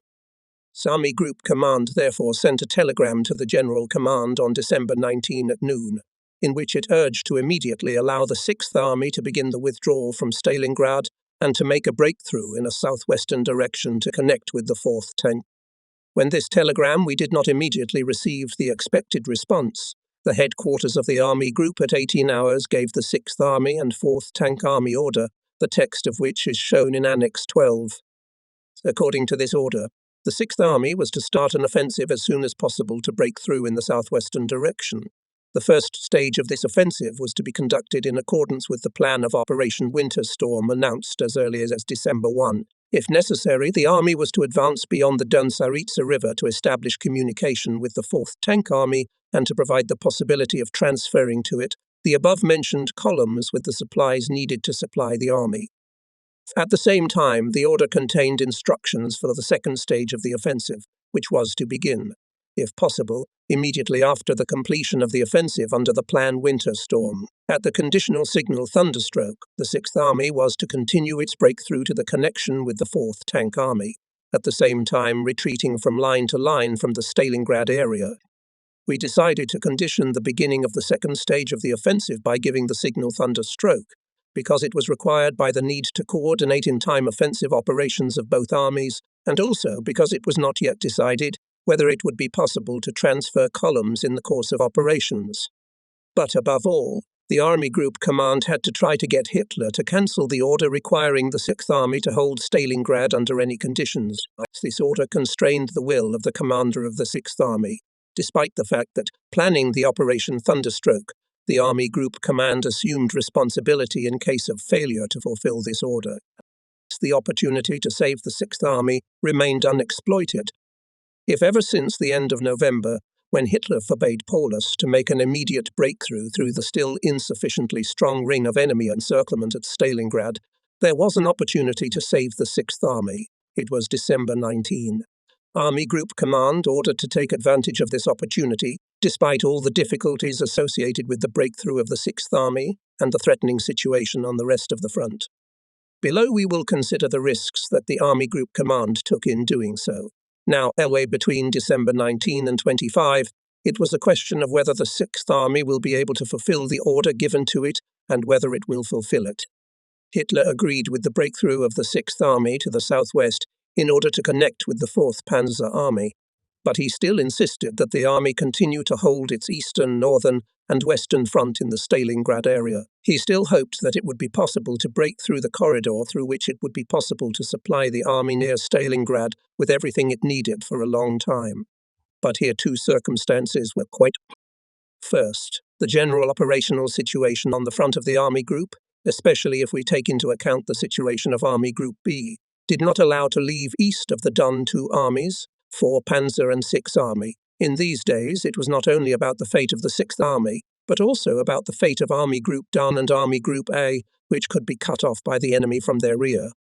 Secondly, it was excluded that the 6th Army would direct all its forces, which it still had at its disposal for the offensive, to break through to the southwest, and at the same time continue to hold its old lines at Stalingrad.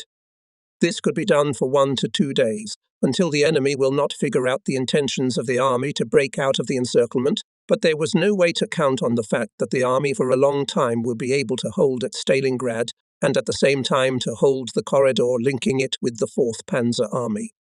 If Hitler opposed the implementation of operational measures provided for in the Order of the Army Group Command of December 19 for reasons completely unrealistic, the fears of the command of the 6th Army with respect to these measures could not simply be dismissed as unreasonable. They revealed the full depth of the risk that was inevitably associated with the implementation of the Order of the Army Group Command. If the Army Command declared that the Army was unable to undertake a breakthrough, as long as Hitler continued to insist on holding Stalingrad, it was perfectly right. That is why the Army Group Command explicitly stated in its order for Operation Thunderstrike that the fortified area must be abandoned. But still, the Army Commander was faced with the question of who to obey, Hitler or the Army Group Commander. The Army Command also believed that the preparation of the breakthrough will take 6 days. This period seemed to us in this situation too long, even if we take into account all the difficulties associated with the fact that the army troops have largely lost their mobility. Army Group Command believed that 6 days to wait is impossible because it took into account the complexity of the situation on its left flank. But the main thing was that the enemy troops occupying the inner front of the encirclement in the Stalingrad area would not be so long idly watching the preparations for the breakthrough. Maybe it would have been possible for some time to hide from the enemy this preparation and the associated weakening of other parts of the front, so that if it would have taken 6 days to occupy the initial position for the breakthrough in the southwestern section, the enemy would have launched an offensive in other sections before the breakthrough would have led to the first success. This had to be avoided at all costs. Further, the Army Command expressed doubts as to whether it would be able to remove from other parts of the front those forces necessary for the breakthrough at all, since the enemy even in these days was making private attacks in some areas, and in this matter all depended on the speed of action. If the army had proceeded in time to realize the breakthrough, it could have avoided fighting in other areas for the return of areas captured by the enemy and tried to begin the withdrawal from line to line, fighting deterrent battles. During the radio-telegraphic negotiations, which were then conducted between myself and General Paulus, as well as between our chiefs of staff, the Army Command argued with good reason that the Operation Thunderstroke should follow immediately after the Operation Winterstorm, since it would be impossible to wait anywhere, for example, on the line of the Decisive River. In this point there was no disagreement between us. Our order provided that the Operation Thunderstroke will be launched immediately after the Operation Winterstorm. The Army Commander's decision was undoubtedly largely determined by the following circumstance. The significant exhaustion of the troops, as well as their reduced maneuverability, made us strongly doubt the possibility of success of such a risky operation, especially in the conditions of severe winter. Fuel was the last decisive factor, because of which the Army Command still did not dare to undertake a breakthrough, and because of which the Army Group Command could not insist on the fulfillment of his order. General Paulus reported that for his tanks, of which about 100 were still usable, he has fuel for no more than 30 kilometers of travel. Subsequently, he will be able to launch an offensive only when his fuel reserves will be replenished, or when the 4th Panzer Army will approach the encirclement front at a distance of 30 km. It was clear that the tanks of the 6th Army, its main striking force, will not be able to overcome the distance to the 4th Tank Army, which was still about 50 km, having a reserve of fuel only 30 km. But, on the other hand, we could not wait until the fuel reserve of the 6th Army will be brought to the required size, not to mention the fact that, as experience has shown, the airlift of such quantities of fuel in general was unrealistic. To wait would have meant to lose time, during which it was still possible to provide the 6th Army conditions for a breakthrough. We had to put up with the fact that it was barely possible to make ends meet, that is, to start the offensive with the available fuel reserves, including the amount of fuel that will be airlifted during the days of preparation of the army for the offensive. In addition, it could be expected that in the course of the breakthrough will be constantly replenished by air transportation. In general, it always turned out that any connection has more fuel reserves than they indicated in reports to higher authorities. But even if we do not take this into account, we could hope for the following. At the moment when the 6th Army will start an offensive to the southwest, the 4th Tank Army will have freedom of action.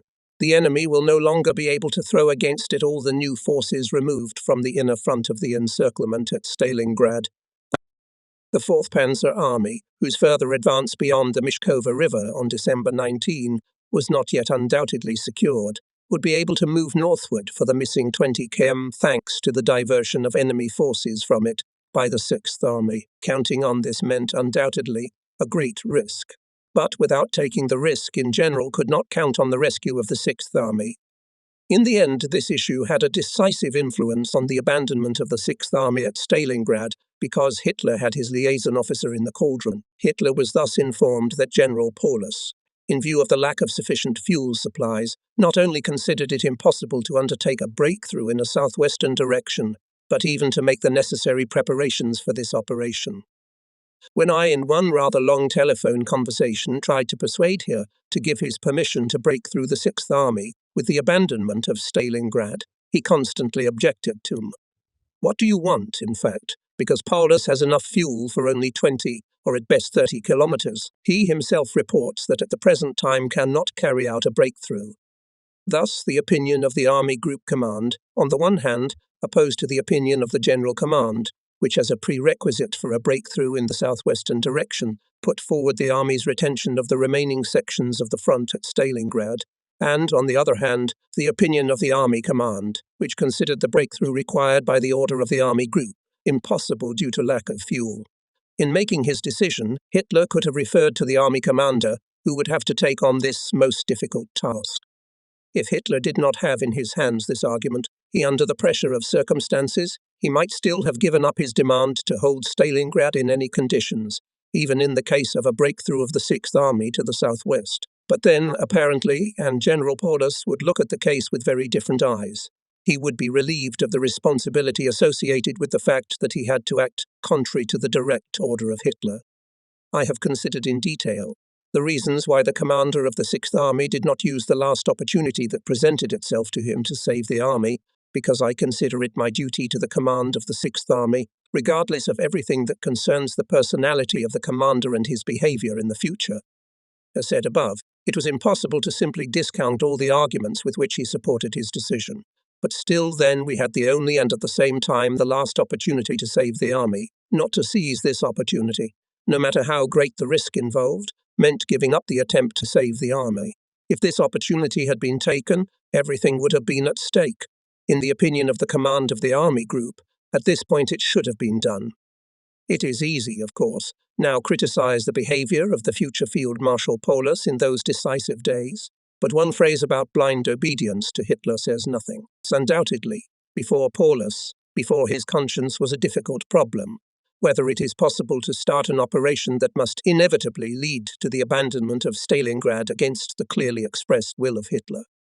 On this point, however, it should still be noted that this withdrawal could be justified, since Hitler's order would be violated only due to the onslaught of the enemy, which the army could not resist. In addition, to begin the withdrawal was required in his order by the Army Group Command, which thus took responsibility.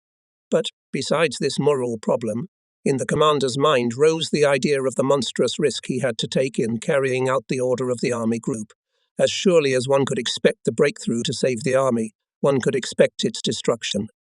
If the breakthrough through the inner front of the encirclement failed at the first blow, if the army was stuck halfway while the 4th Tank Army could not advance further, or if the enemy succeeded in crushing the army units covering its breakthrough from the flanks and rear, the fate of the 6th Army would be very quickly decided. The 6th Army thus faced the greatest risk and the most difficult task. It had to make its way towards the 4th Panzer Army, fighting on all 4 sides, forming a sort of carriage. In this case, it would constantly threaten the danger that its offensive to the southwest would be stalled, or that the enemy would drown its rear guard or side guard. And this task would have to be accomplished by troops who were severely depleted from lack of food and whose mobility was almost lost. But still, the hope of regaining freedom, of being saved from death or captivity, would have given the troops the strength to make the impossible possible. If General Paulus did not use then the last chance, if he hesitated and, in the end, preferred not to take the risk, the reason for this was undoubtedly the consciousness of the great responsibility lying on him, this responsibility the Army Group Command sought to remove from him by his order. But he, however, could not resign it either to his conscience or to Hitler. During the week that passed after the Army Group Command gave the order to the 6th Army on December 19, which required the immediate start of the breakthrough, and decided the fate of this army. 6 days the Army Group Command, disregarding all the dangers involved, tried to still give the 6th Army the opportunity to achieve liberation in cooperation with the 4th Tank.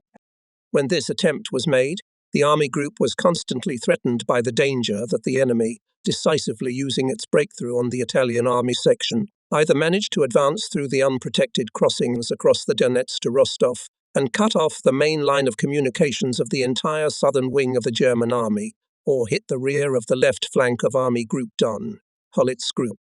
This attempt had to be made with the tension of all forces, despite the danger that a weak band of cover, which was our front on the lower Chir and on the site of the Group Gullet, will be finally broken through by the enemy.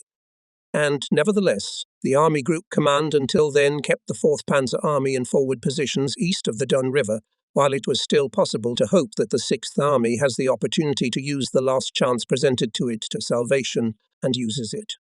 But this period expired when the situation on the left flank of the Army Group made it inevitable to transfer troops there from the eastern bank of the Don River, and when on December 25, 57 TK could no longer hold on the Mishkova River. Below I will briefly summarize the dramatic events of this week. Everything began on the left flank of the Army Group, more precisely, on the left flank of the Schultz Group. What happened to the Italian Army, in detail, was not known. Apparently there only 1 light and 1 to 2 infantry divisions offered any serious resistance. Early in the morning of December 20, a German general, the commander of the corps, which was subordinate to the right flank of the Italians, appeared and reported that both subordinate Italian divisions were hastily retreating. The reason for the retreat was apparently the news that the flank was already deeply embedded 2 tank corps of the enemy. Thus, the flank of the Group Gullet was completely denuded. When General Golitz reported this to the command of the Army Group, it immediately ordered that the said general by any means to stop the retreating Italian divisions. Golitz's group was ordered still to hold its position on the upper Chir and to secure its flank by placing one of its formations in a ledge on it. But during this day the weak front of Golitz's group was also broken through in 2 places. The 7th Romanian PD retreated unauthorized. The headquarters of the 1st Romanian Corps, which was subordinate to this section, in panic fled from its CP. In the evening of December 20, the situation in depth behind the flank of the Group Gullet was completely unclear. No one knew if anywhere else resisted the Italians, who had previously been neighbors of the group. Everywhere in the rear of Golitz's group were detected advanced detachments of enemy tanks. They even reached the already important crossing of the Donets River near the town of Kamensk-Shektinsky. During the next 2 days, the situation in the area of the Group Gullet more and more aggravated. Its front was broken through, and the enemy's tank forces, which had complete freedom of action in the strip where the Soviets had swept the Italian army from its path, threatened its uncovered flank and rear. Soon this threat was to affect the position of the 3rd Romanian Army as well. See, Golitz's group should first of all try to create, as far as possible, a new defence, approximately in line with the 3rd Romanian Army, to cover its flank and to protect the airfields in Morozovskoye and Tatsinskaya, which are very necessary for the supply of the 6th. Further, it was necessary to endeavour at all costs to hold the important crossings of the Donets at Forstadt and Kamensk-Shektinsky. It was, however, clear that such unimportant temporary measures could maintain a stable position on the left flank of the Army Group at best for 2 or 3 days, but not longer. Already on December 20, the Army Group Command sent a telegram to the OK, in which it was unequivocally stated that the enemy, who broke through the front in the band of the Italians, if he acts decisively, will take the direction of Rostov and try to achieve decisive success in the battle against Army Groups Donetsk. Very typical of the existing in the circles of the German High Command, order that even the Chief of Staff of the land forces could not that day to report this telegram to Hitler, as the latter was negotiating with the Italian delegation, to participate in which were allowed only representatives of the OK. The only answer that the Army Group Command received from the OK already on December 22 was an indication of what boundary should now hold the Group Schultz, but over the past days, the defence of this boundary has long ceased to be real. In general, on this day, it was very doubtful whether it would be possible to pull back and create a new front to the German and few Romanian formations of the Golitz Group, which were fighting far ahead. Army Group Command, apparently, could not expect from the OK measures that would strengthen the situation in the broad section of the front between Army Group Don and Army Group B, completely denuded by the defeat of the Italians. We were denied even a request to urgently transfer to us to organize the immediate defense of Rostov 1 Infantry Division from Army Group A. There was nothing else left but to bail ourselves out with our own forces. But the saddest thing about this decision was that for this purpose it was necessary to pull back the right flank of the group, that is, the troops east of the Don. Still, it was impossible to postpone even further the implementation of these measures, because on December 24, the situation at the front of the Holit group became very threatening. 3 tank and mechanized corps of the enemy broke through the gap, created after the defeat of the Italians and 7 Romanian PTN. 2 of these corps were already approaching the air bases of Morozovsky and Tetsinskaya, which were crucial for the supply of the 6th Army. One of them stood in the rear of the troops of the group Gulit, who continued to fight on the middle and upper Chir, while the situation on the left flank of the army group, especially on its exposed western flank, continued to worsen. The Army Group Command still sought to realize the breakthrough of the 6th Army. It wanted Hitler to authorize the abandonment of Stalingrad, and that the command of the 6th Army decided to take the risk associated with the implementation of this operation. Meanwhile, the 4th Panzer Army was straining every effort to make one last step towards Stalingrad, at the same time expecting that the 6th Army, by its performance in the southwestern direction, will facilitate this step. After the army reached the Mishkova River on December 19, in the following days heavy battles were fought with more and more enemy forces, which the enemy threw here from the Stalingrad front, trying to halt the advance of the army, which was coming to the rescue of the encircled. Despite this, 57th TK managed to gain a foothold on the northern bank of the Mishkova River, seize the crossings across the river, and as a result of the battles, which were fought with varying success, create a bridgehead on the northern bank of the river. Attacks of large enemy forces were repulsed with heavy losses for him. Advanced units of the 57th TK could already see on the horizon the glow of the fire of the Stalingrad front. It seemed that success was almost in our hands, if only the 6th Army would facilitate the cause of the 4th Tank Army, at least by preventing the enemy from throwing all new forces against the 4th Tank Army. But this offensive did not follow for the reasons discussed above. December 23, in the afternoon, the Army Group Command was finally forced to decide with a heavy heart to rectify the more than threatening situation on its left flank by transferring there the necessary forces. It ordered the 3rd Romanian Army, which held the front along the lower reaches of the Chir River, to release the headquarters of 48 TK with 11 TD from its section in order to use them to restore the situation on the western flank. Instead, the 4th Tank Army had to give 1 tank division to occupy the defences on the lower Chir, since without this it would be absolutely impossible to hold this front. Already the next day showed how necessary this decision was. We lost the airfield in Tetsinskaya and thus lost the opportunity to supply the 6th Army. Only on December 28, we managed to recapture this airfield. Army Group Command only then decided to weaken the deblocking group of the 4th Tank Army, taking away from it 1 division, when it became clear that there was no more reason to wait for a timely breakthrough of the 6th Army. It could still refrain from doing so for some time, if by this time it had already at its disposal 60. True, yielding to our constant insistence, the OK on December 20 finally ordered that the 16 MD near the city of Alista was replaced by the Division Viking of Army Group A, but this shift was to continue for another 10 days. Exactly 10 days earlier, we had first demanded the transfer of this division to us. If a decision had been made then, we would have had this division on December 23 and could have thrown it into the Church front. Then it would not have been necessary to take the division from 57 TT. So this time, as in many other cases, Hitler's decision can be characterized by 2 words. Although Hitler had now promised to hand over to Army Group 7 TD, it could not arrive in time to participate in the ongoing attempt to bail out 6th Army. Hitler at the same time expected that the decisive success will bring the 1st Battalion of Tiger transferred to us equipped for the front, but even this proved to be an illusion. Not to mention the fact that it took a long time until the battalion arrived to us. These tanks, untested in combat conditions, were still subject to so many childhood diseases that they could not initially provide us with effective help. In general, this was a typical case of Hitler's overestimation of the effectiveness of new weapons. So now, and on the front east of the Don River, the hour has struck when the initiative passed into the hands of the enemy. December 25, the enemy, whose forces continued to grow, attacked 57 TK on the Mishkova River and pushed him to the Oksai River. In the following days it became clear that the enemy sought to cover the flanks of the corps from the east and in front of the northern and eastern sections of the front of 4 tank army appeared 2 enemy armies consisting of 3 mechanized corps, 1 tank corps, 3 rifle corps and 1 cavalry corps.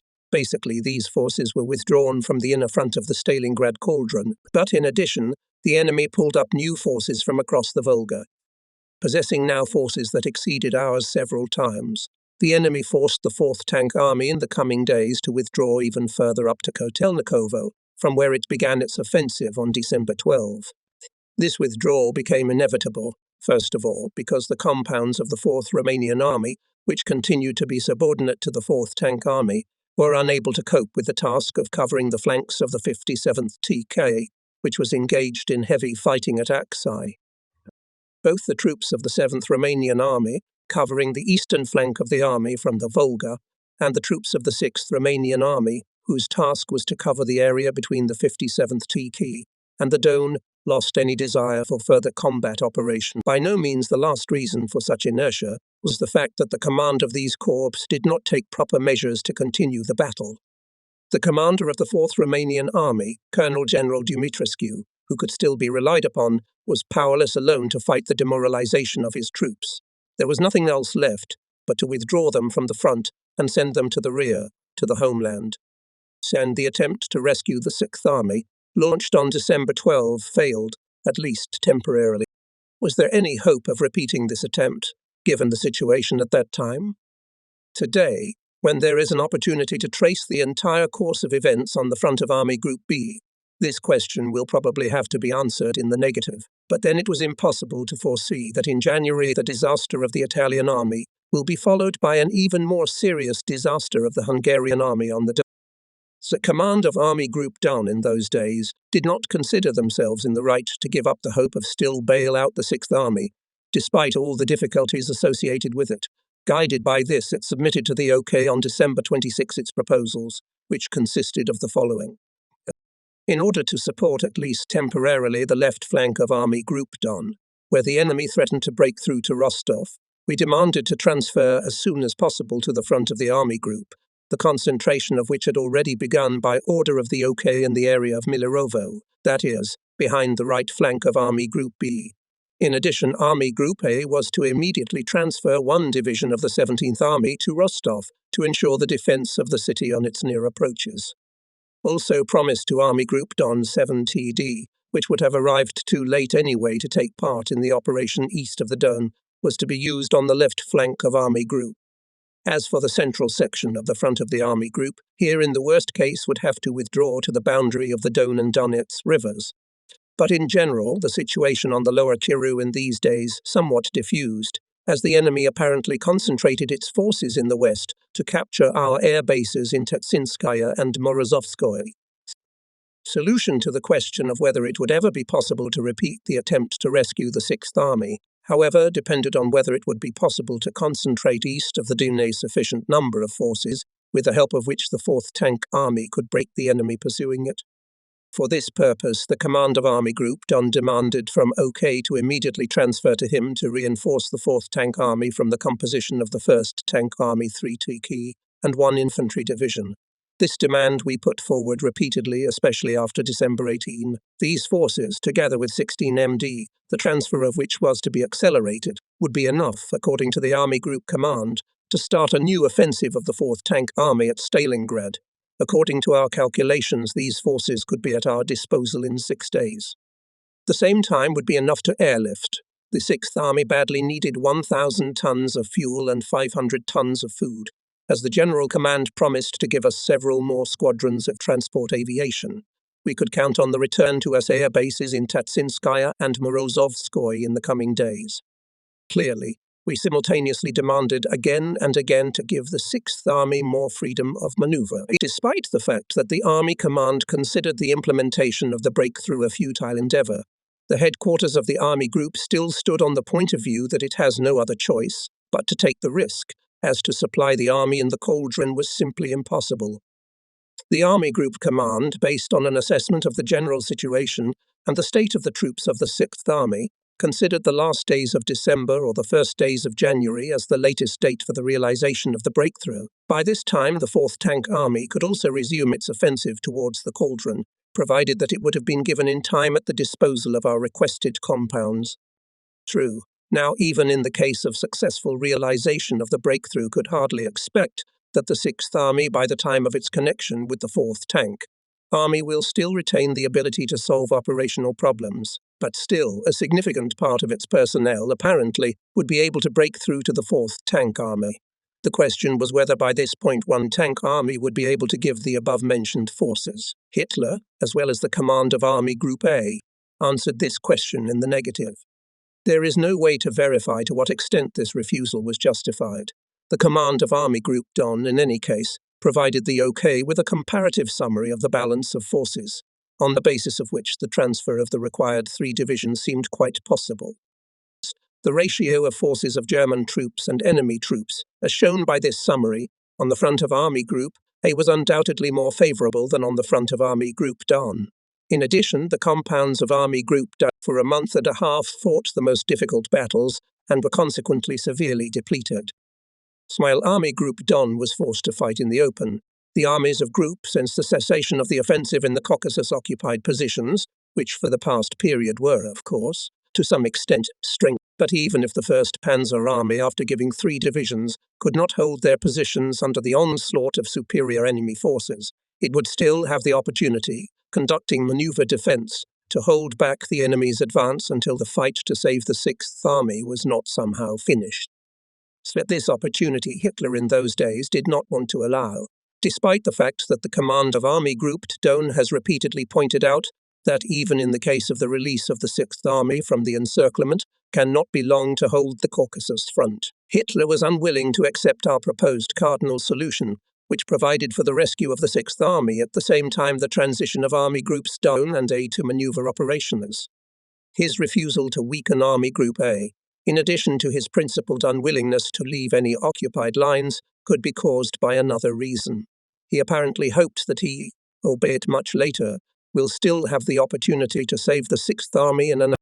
On December 31, the command of Army Group Don received a message from the OK that Hitler had decided to withdraw from the Western Front rearmed and replenished Cell S Panzer Corps, consisting of motorized divisions Leibstandard, Totenkopf and Ross. The corps was to be concentrated in the area of Kharkov in order to launch an offensive on Stalingrad from there, but due to the low capacity of railroads, corps could fully arrive in the area of Kharkov not earlier than mid-February. The question of how the 6th Army could hold out until then remained open.